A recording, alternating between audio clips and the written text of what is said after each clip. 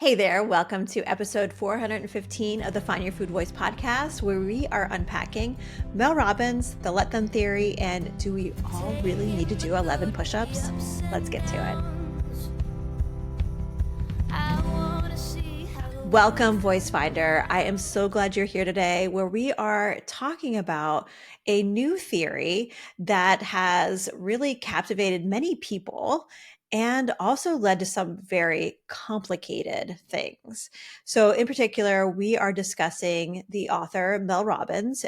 She has a very popular podcast and many different books, but also has a super duper bestseller called The Let Them Theory. And we'll put links to many things in the show notes. But as a team, we found ourselves captivated and probably a little seduced by some of the messaging that we were getting on the Let Them Theory, which triggered some things that I think were hard, but also really, really important. In the Find Your Food Voice book, I talk a lot about how the diet industry traps us using some really slick kind of messaging. And the beginning of a diet, as you can probably remember, the last time you started a diet, you didn't start a diet because you were thinking, oh my gosh, I'm going to feel horrible. You started a diet because it's like, oh, I'm going to feel better soon. This is going to be the way that I'm going to be able to get XYZ. And I'm going to be able to attain this by this diet. There's this hopefulness. And hope is a great feeling. It's one of my favorites. I like being hopeful. And it can also be a very useful way to know if you're getting seduced by diet culture again. And that's what's happening with this Let Them theory as well. So I'm going to let us just begin the conversation. So again, you're going to hear from Colleen Bremner, who is a part of the Find Your Food Voice team that helps me with a lot of the managing of things behind the scenes. And she's also our hype woman extraordinaire.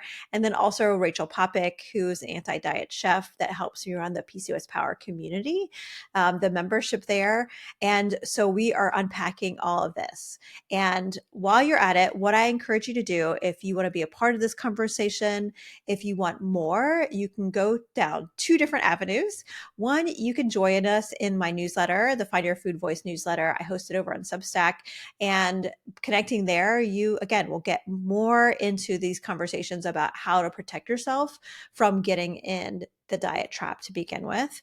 You can also read the Find Your Food Voice book. It is available anywhere books are sold. You can get a link to it in the show notes below.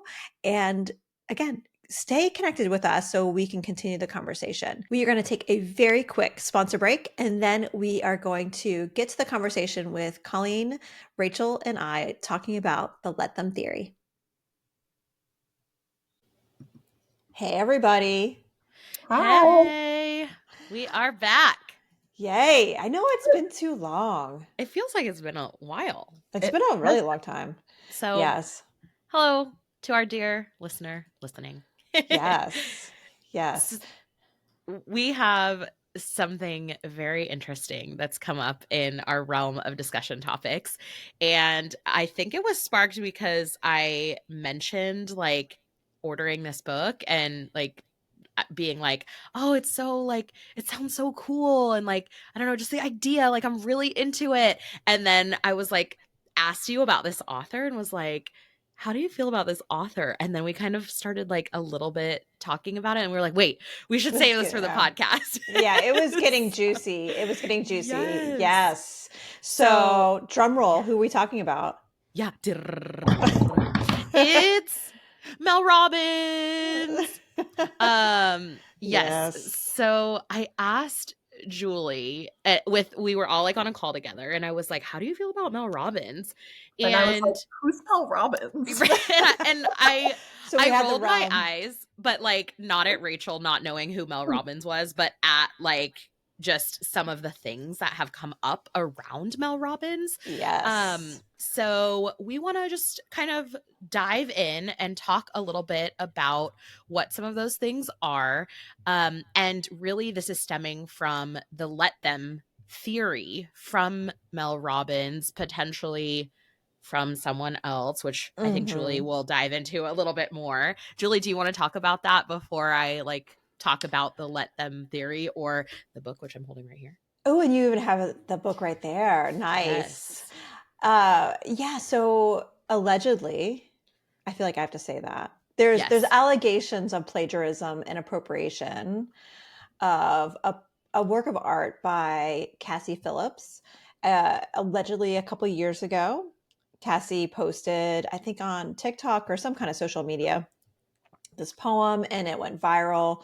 And all the different iterations that are in the Let Them Theory book, one of the controversies, because there's many in this in the Mel Yeah. Robbins world, especially from the lens that we kind of see life through in Yeah. the anti-diet culture kind of lens. Uh, there's a lot of things that are very, very, very similar to this person. So it kind of has a foundation of potentially being problematic from the get-go, but there's other parts to it that I think I'm excited for us to talk about, because again, because we kind of all three come from this similar lens as we're looking through this type of book, and just like in the Mel Robbins world. Yeah. Yeah. So I think, just basing this solely on the name of the book, right? Which is a lot of people have recommended I read this book. It's something that also has come up a lot at work. Like we're doing a Mm-hmm. book club around it. So like I was Mm. so interested to kind of buy it essentially without knowing all of this other Mm-hmm. information. And by just the name, like, first of all, Mm-hmm. this is like so catchy. Like in terms of just Yes. marketing, like this book cover draws me in. It's active. Like I'm like, oh my gosh. It's for those of you who are not watching this, but listening, it's a green cover with like yellow dots all over it, kind of going from the inner circle outward. And it says Or in big, bold letters, the Let Them Theory, Mel Robbins. Mm-hmm. And then like in smaller letters, and Sawyer Robbins. So I do want to read that too. But That was added later, by the way. which I did not know. Yes. So, Yes. Another part of the controversy. yes. So the let them theory, in theory, Yeah. is it's essentially this idea that two simple words will set us free from emotional baggage. And those words are let them. And the problem with how we approach life is the power we give to other people. So by using this theory, essentially we can live free from opinions, drama, judgment from others, free of this exhausting cycle of trying to manage everything and everyone around you. And the let them theory allegedly puts the power to create a life you love back in your hands. So catchy, right? So Like, sticky. so Yes. like simple and yes, Mm-hmm. snazzy and like, oh, I'll just let them. Mm-hmm. yes. Mm-hmm.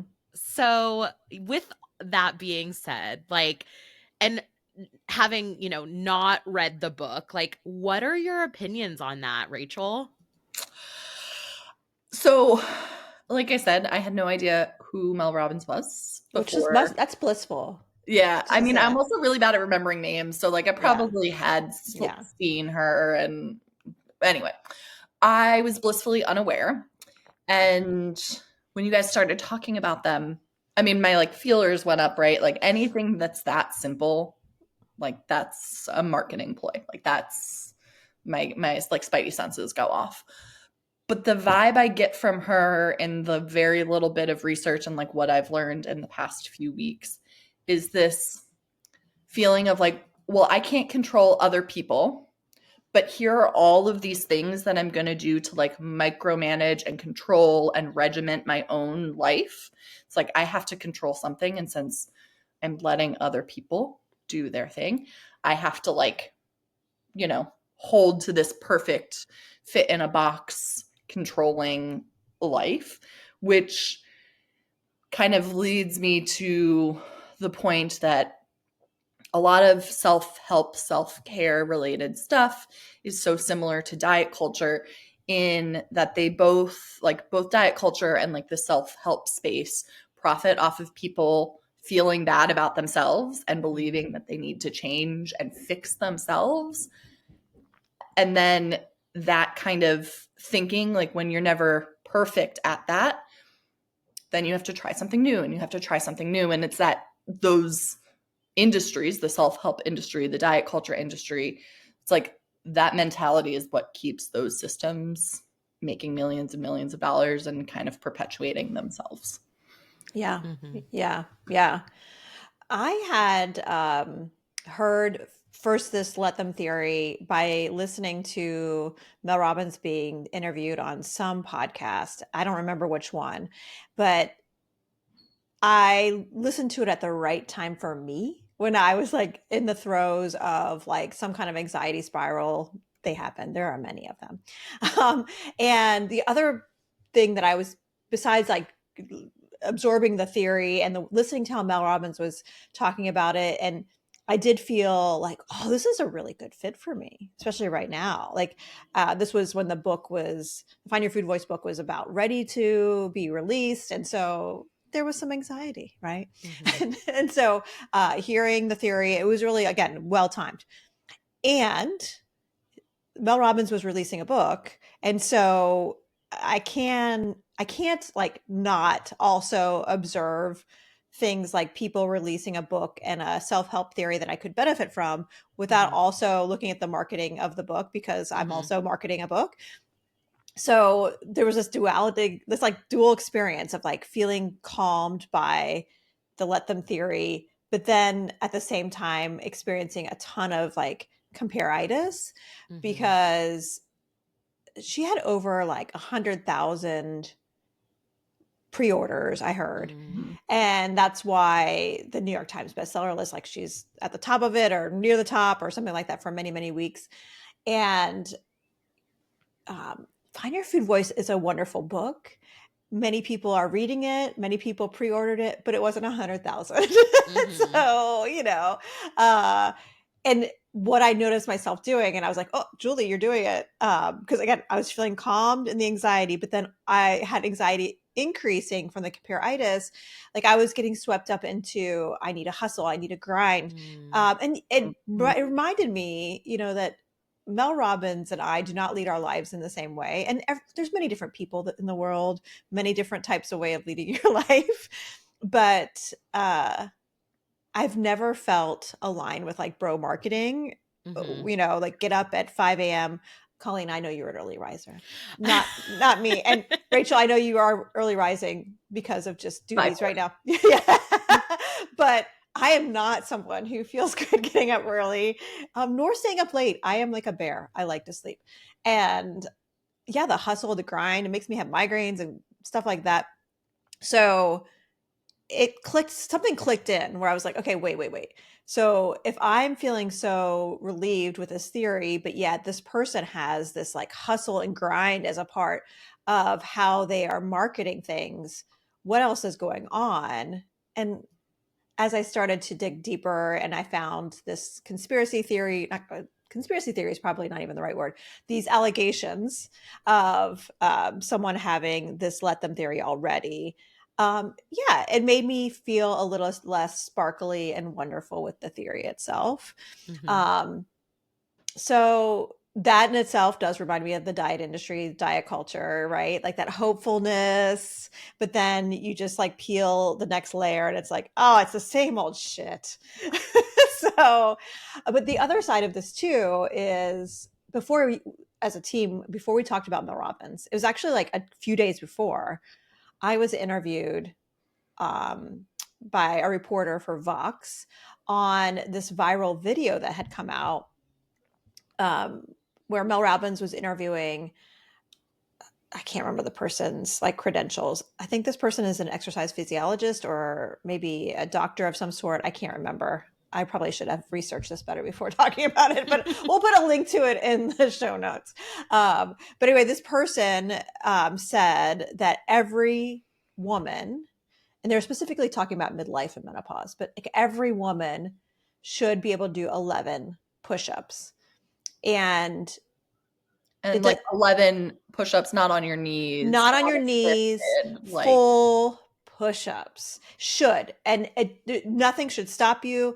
same stuff. You need to get up at 5 a.m. You need to work harder. You need to like, if you don't have any time, then you do it during your lunch hour. Like you find a way to make it work. And I was like, this is the same old stuff, right? And it reminded me a lot of Andrew Huberman, who another podcaster who I feel like is like the male version of Mel Robbins. Rachel, I don't know if you've seen him, but I have heard of him. okay. And I don't know, Colleen, have you heard of Andrew Huberman? What's hilarious is I haven't. I love it. That's so good. I'll have to do a little bit of digging.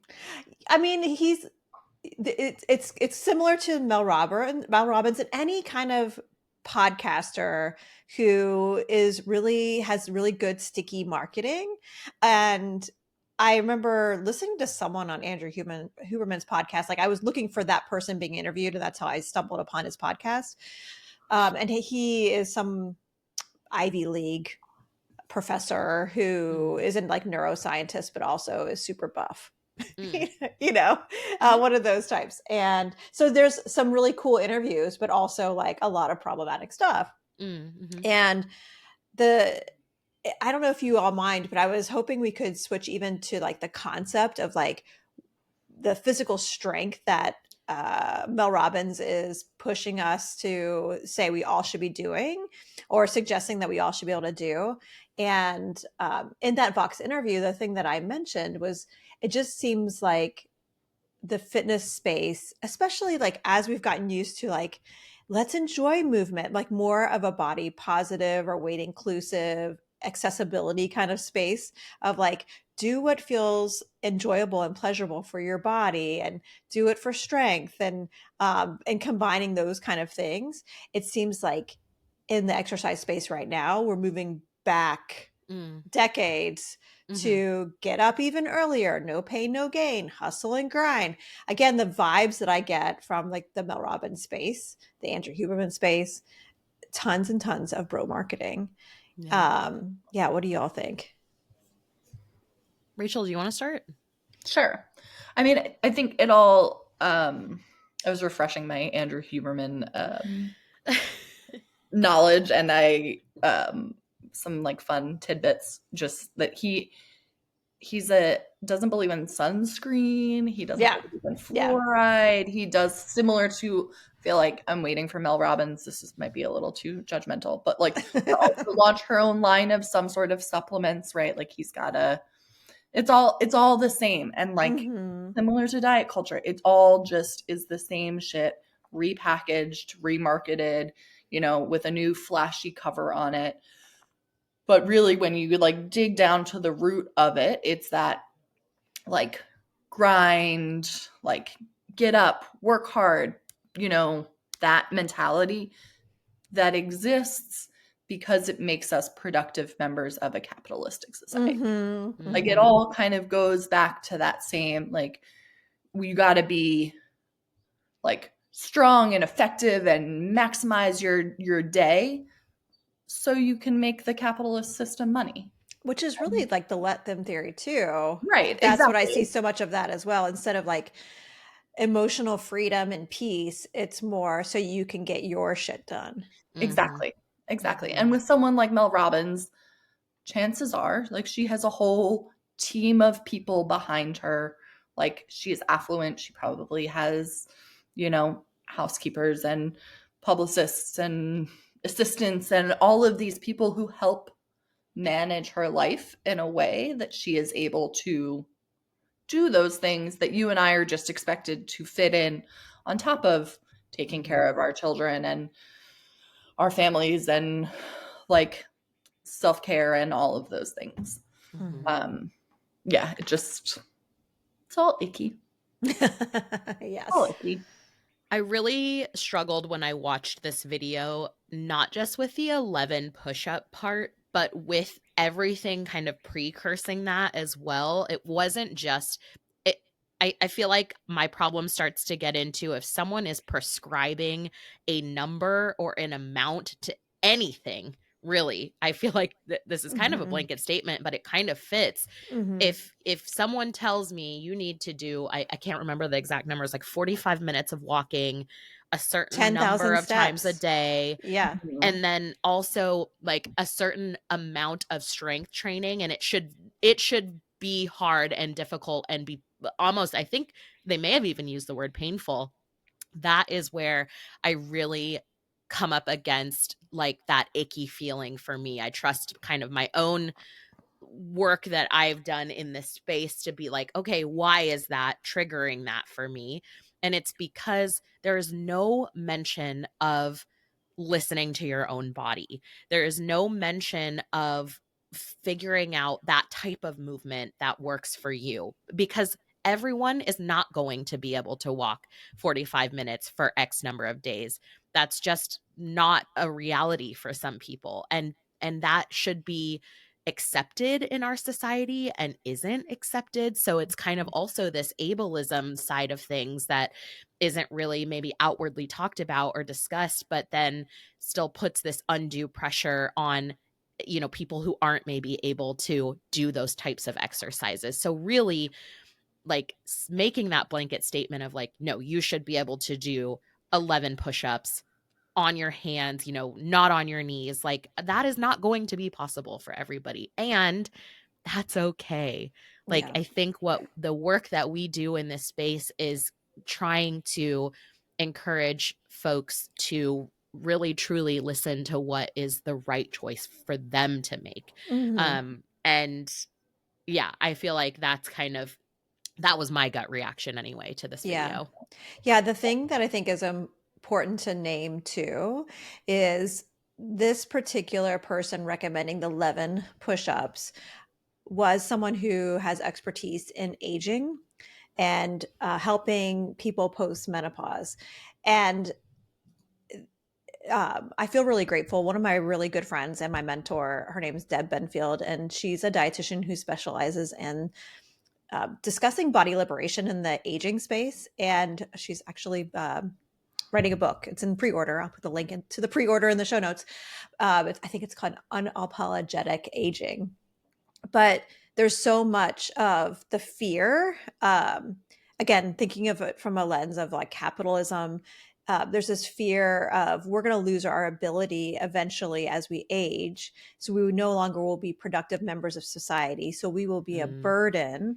mhm. And we need to avoid that at all costs. And Yeah. here is the way to do it. Here's your magic number. Here's your magic ticket to be able to not be a burden.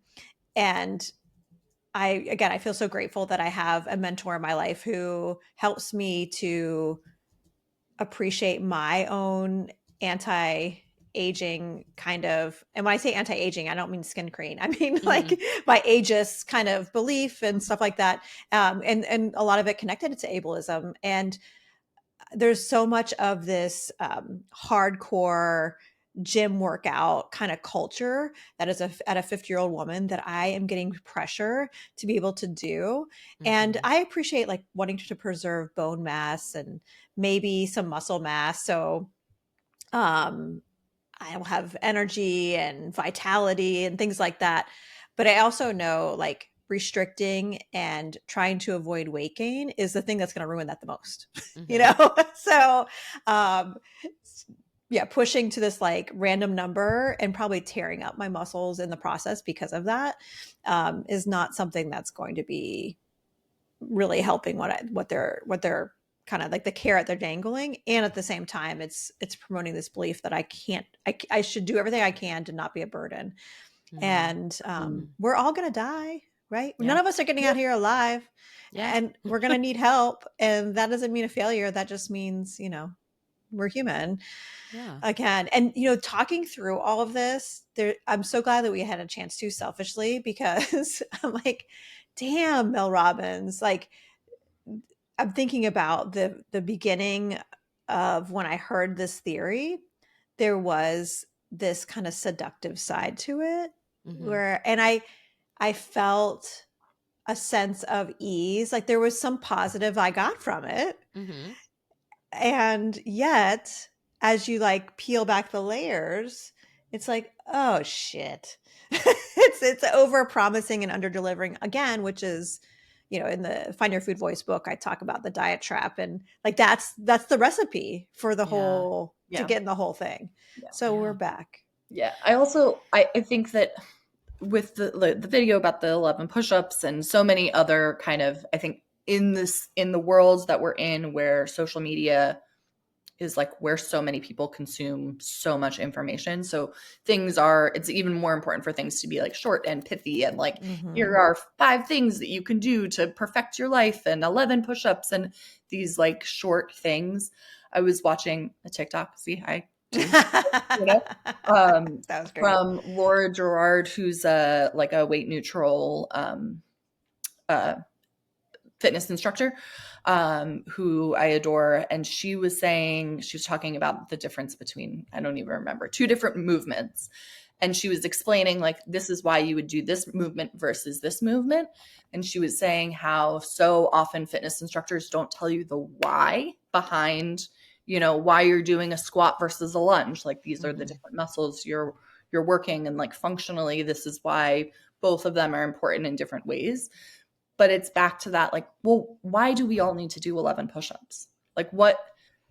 And really interrogating and thinking through, if you see something online that's like, you know, here are the 5 things that'll change your life, or this thing you have to do X many amount of times, really questioning, like, and thinking, well, why is that? And why is this person not telling me the why?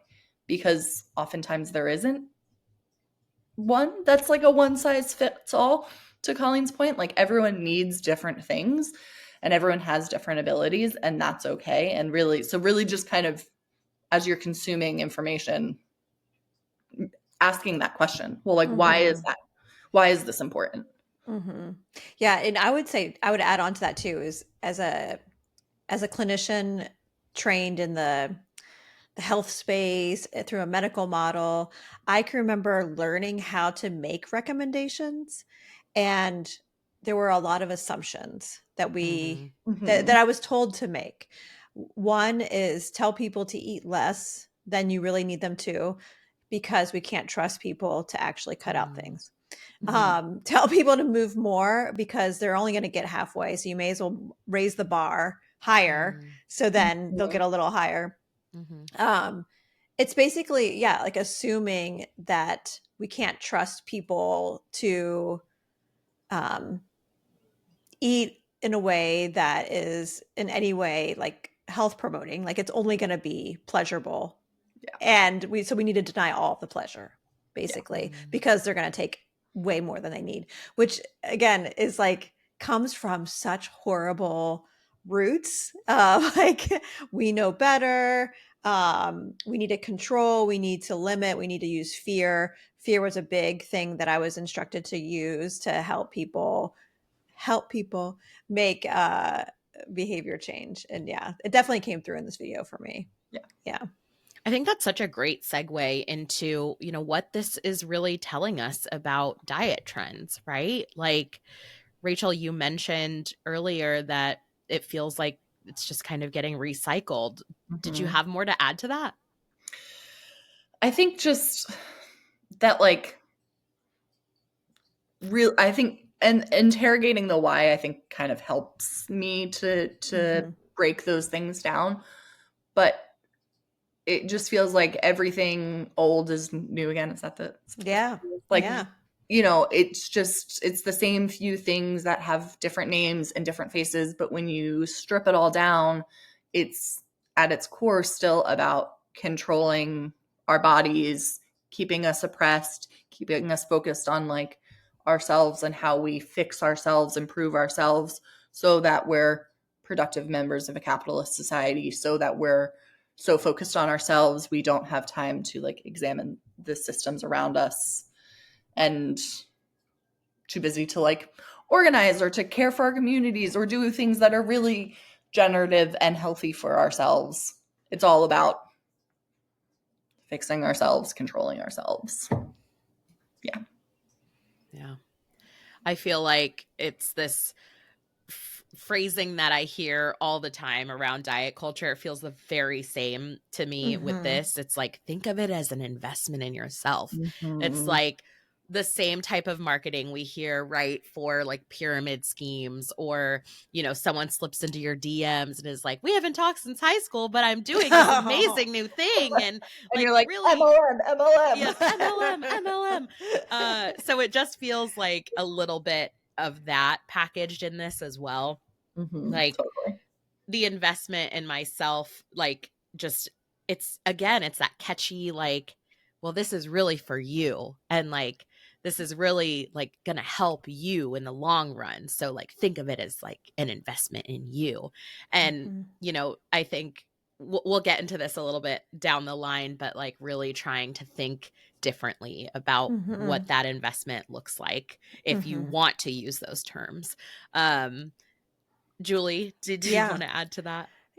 Co-sign to all of those. And the thing that I get from specifically that video is, especially a woman in midlife, officially right in the middle, is this is just another way to exclude people.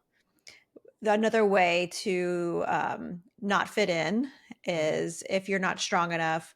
And it also, again, like what is old is new again, like Rachel, like you said, because what I remember about 1990s diet culture was everyone was really working on being thin. But then by the time we got to Y2K, it was like thin and muscular.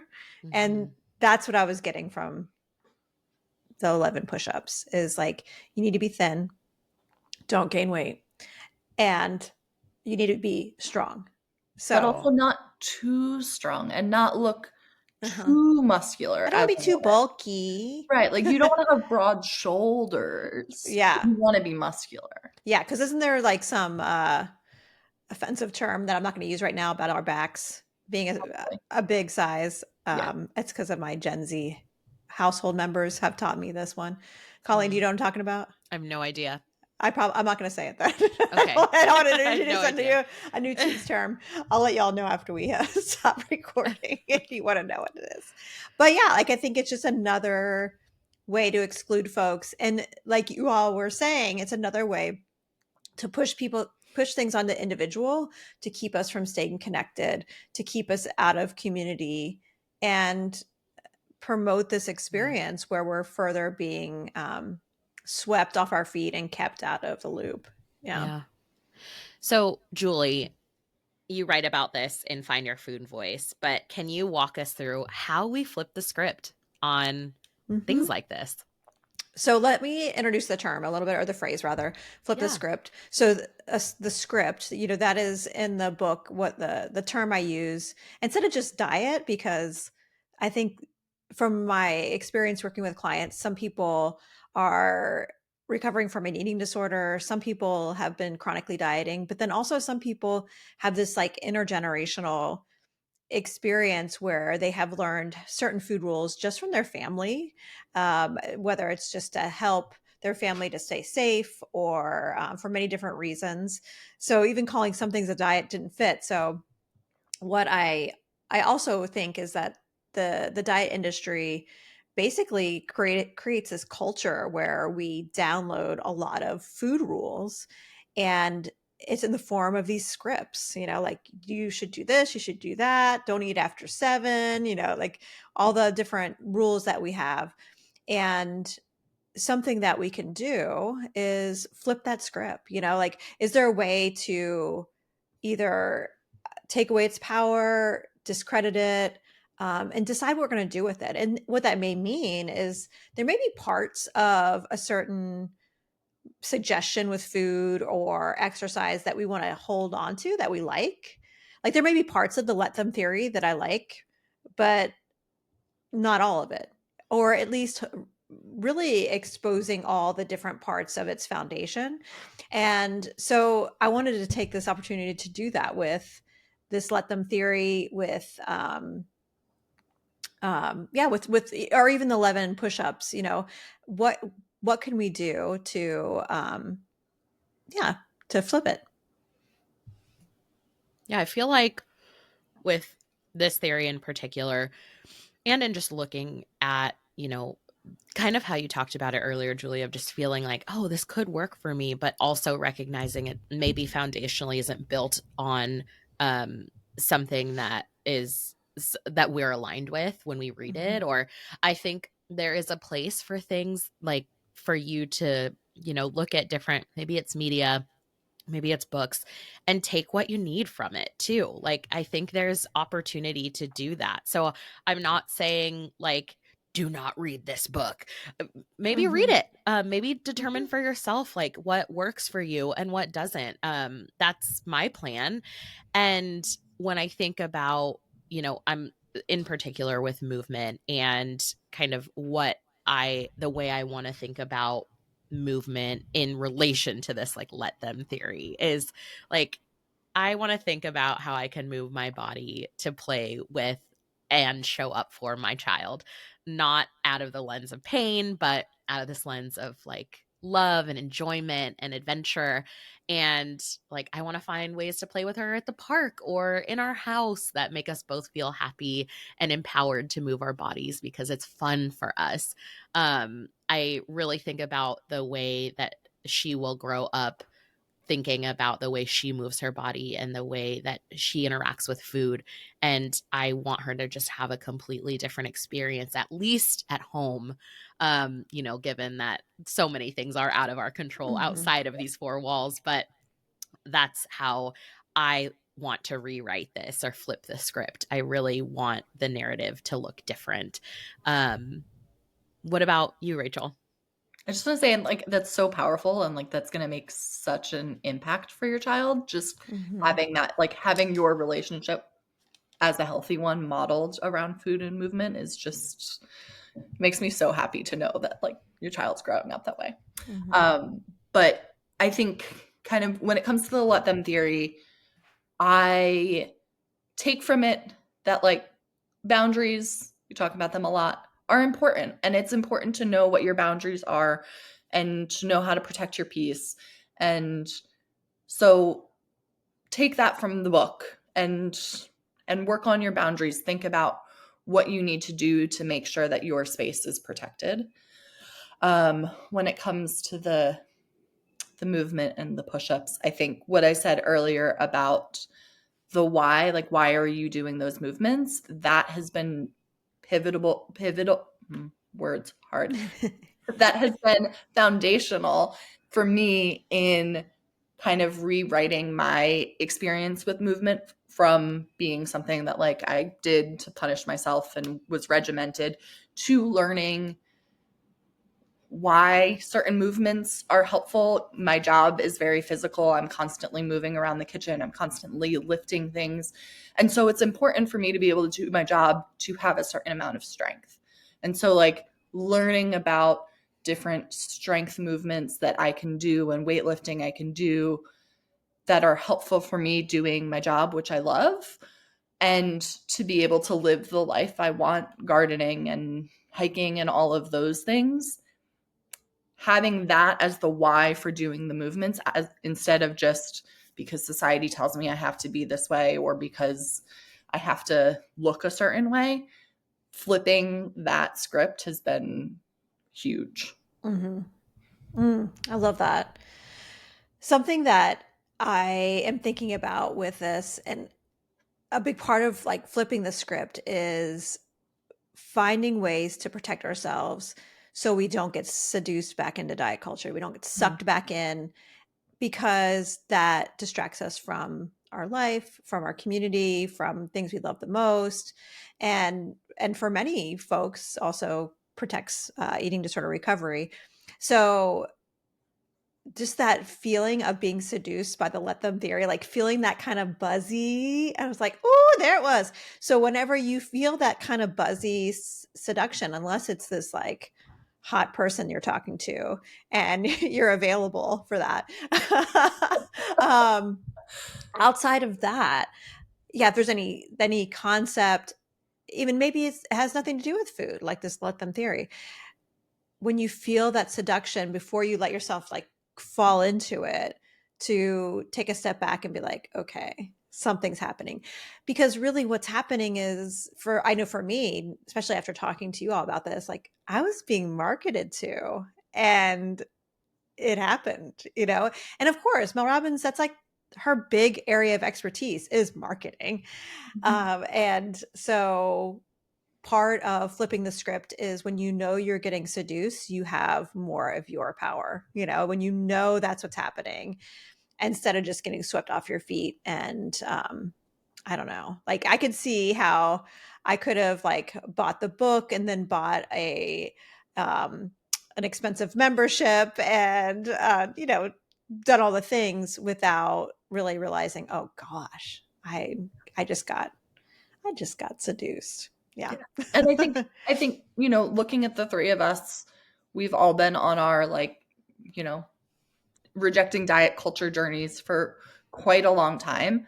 And still we can also get seduced. Like it still happens. So if you do get seduced by a diet or something like the let them theory, like don't beat yourself up over it. No, You no, know, we're like being human. Yeah. it's being human. It still happens. Marketing, Mhm. Colleen knows, is a brilliant way to get us to do things, and it works. So Mhm. Totally, totally. So I think given our conversation, it would be a really great practice to tuck into chips and dip. Julie, do Yes. you want to chat a little bit about what that means? And Yes. we obviously won't be eating chips and dip because that ASMR is not approved this morning.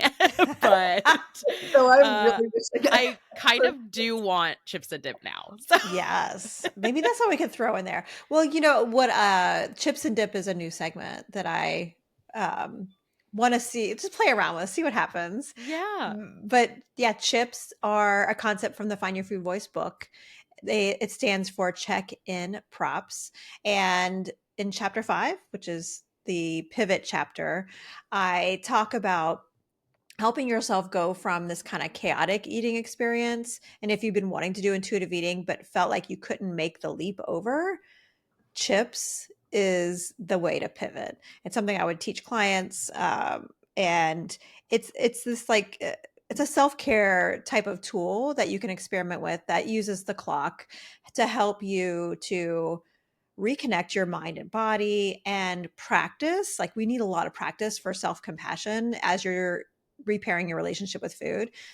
And part of this is asking a series of questions again to help you to get grounded basically. And so the chips and dip segment, which chips and dip is a phrase, of course, that Colleen, you came up with. You're like, chips and dip, I can see this. And I was like, I love that, especially because as a dietitian, we love cheesy food puns. And so, chips and dip, this segment, when we meet as a team, is a time where we can kind of conclude the podcast and share ways that we are adding more grounding or mindfulness or self compassion, all the things that we're trying to practice when we're doing the check in props. Amazing. I love it. And I do think at some point we should do some chips and dip ASMR. I don't know. Maybe you listener might think that that isn't enjoyable, but I am I like feel like the anti ASMR, but my children love oh, it. see, Yeah. sometimes I like it, but it depends. Like I don't know yeah, if it crunching depends on chips the mood. would be No, the I'm right I'm gonna always choice know. for us. Mm-mm. Yeah, so to talk a little bit more about that, I have been getting up with, just opening my eyes and not relying on my alarm to get up out of bed first thing in the morning, which has been really nice. I still set an alarm because I have anxiety and am afraid that Mhm. I will sleep forever, which note to self has never actually happened, so that anxiety is unfounded. I always wake up really early, but something about just not waking up with an alarm and taking just a moment to get myself organized without that, like, I don't know, aggressive alarm, like, helps me feel ready to tackle the day. I also like to make my bed first thing. It just helps me feel grounded. I don't feel like you need to make your bed, or like Mhm. it's just something that I like when I go into my bedroom, if I'm dropping something off or getting something, I just like to look at my bed made and know that like it's calling my name in the evening and it's ready for me. So it Mhm. just feels good for me. So that's my chips and dip for today. I love that. I'm also so impressed that you can wake up without an I alarm. know. Totally. For me, something that has been really helpful, especially as the weather has gotten warmer, though it's still very, very rainy where I am. Prioritizing spending time outside, like first thing in the morning. Like I come downstairs, I like make my smoothie, and then I go just like stand on my deck and have the fresh air be around me. Ideally, there's sun, but that we haven't seen in weeks here. But I find that particularly grounding. I like to do it without any socks or shoes on. So like my feet are literally on the ground. But that has been a really wonderful practice for me. I love this because the three of us are very different, but yet what I'm hearing from the two of you and also for myself too, like we all like practicing some kind of centering activity when we start the day. Mm-hmm. And it feels very, whenever I do it, it feels very luxurious. And it's really kind of funny that that's luxurious, but like it does, it feels really energizing for me. So, and when you're talking about getting up without an alarm, I am not a morning person. But one thing that I love um, is when it starts to be closer to spring, that the sun is starting to come in my window in the morning. Mm-hmm. And I love that. And so it's like, yeah, around 6 or 6:30, it'll start to happen. And when that happens, I do start to slowly wake up before my alarm at 7. Mm-hmm. And I love it. It's my favorite thing. It's one of my favorite things about having my own bed and no partner in it most days because I can do that. Like I appreciate most people like to have things dark. And I love having the sun wake me up.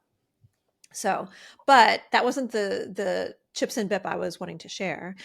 I don't know what y'all's. I know what your basic astrology is, but I am a very grounded person in my astrology, meaning like my sun, moon, and rising are all earth signs. And so I need grounded practice or I feel like so like unhinged and like Mm.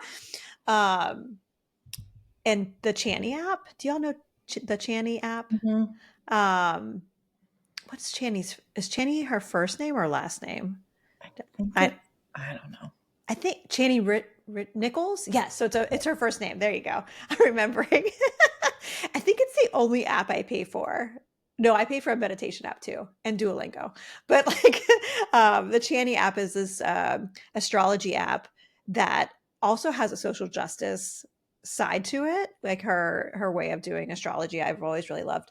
But there is a self growth course that they just added, and it's just this like 5 to 10 minute grounding kind of exercise, and I have been loving it. I needed it. There's something about this spring in particular. I can feel my anxiety is like pulling some old shit that I'm like, really? Are Mm. we doing this again? So yeah, I have needed my chips and dip. So that's what I've been doing lately, and I love it. I have felt more grounded because of it.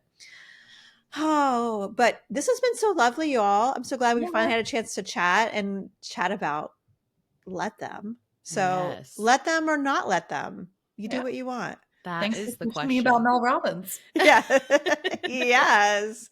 Don't you feel so much better now that you know? I do. I do. I mean, I definitely feel way more informed. So Yeah. that's good. Yes. Yes. Well, thank you, team. I appreciate it. I look Have a forward to good next day, time we chat. everyone. Bye. Bye. So there you have it. I hope you enjoy this conversation with Rachel, Colleen, and I unpacking the let them theory and the 11 push-ups debacle. If you enjoyed some of the tools that we discussed in this episode, check out the Find Your Food Voice book. That's where I teach many of them. And also join my Substack, which is where I am hosting my newsletter, where I am diving deeper into many of these topics. I also hope you can join me on the next episode of the Find Your Food Voice podcast. I'm going to be interviewing Becca King, who is a dietitian specializing in non-diet ways of managing ADHD. And we're going to talk about, in particular, ADHD alongside PCOS. So whether you have PCOS, ADHD, or the mother load of ADHD and PCOS together, we know that you're going to get a lot out of the conversation. So until then, have a great week, and I can't wait to catch up with you next time. Bye for now. Home is with you wherever that may